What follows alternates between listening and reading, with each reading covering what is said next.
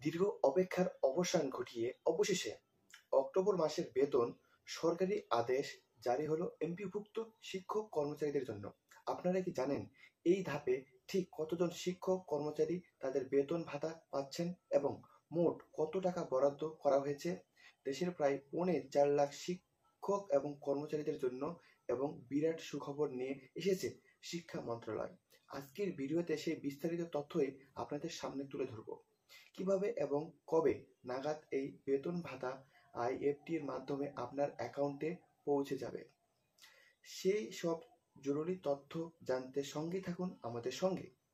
এমপিভুক্ত যে শিক্ষক কর্মচারী রয়েছে, অক্টোবরের বেতনের সরাসরি যে বিষয়টা কি হচ্ছে যে বেতনের আপডেটটা কিন্তু আমাদের ইউটিউব চ্যানেলে পাবেন এবং ফাইন্যান্স টপিকে। তাছাড়া শিক্ষক কর্মচারীদের জন্য অক্টোবরের বেতনের সরকারি যে আদেশ জারি হয়েছে, এর মাধ্যমে প্রায় 4.25 লাখ শিক্ষক কর্মচারী তাদের অক্টোবর মাসের বেতন পেতে চলেছেন। এই ধাপে মোট 3,75,689 জন শিক্ষক কর্মচারী স্কুলে, অর্থাৎ হচ্ছে 2,89,204 জন, এবং কলেজে রয়েছে 86,485 জন রয়েছে। মাধ্যমিক এবং উচ্চ মাধ্যমিক অধিদপ্তর সূত্রে এই খবর নিশ্চিত হয়েছে যে শিক্ষা মন্ত্রণালয়ের যে অনুমোদন পর জিও জারি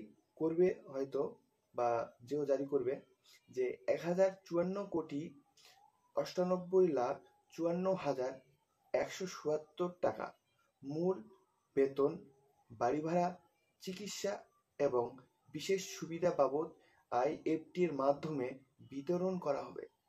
প্রতিষ্ঠান এবং প্রধানরা আগেই বিও বিল IMIS সেলে সাবমিট করেছিলেন।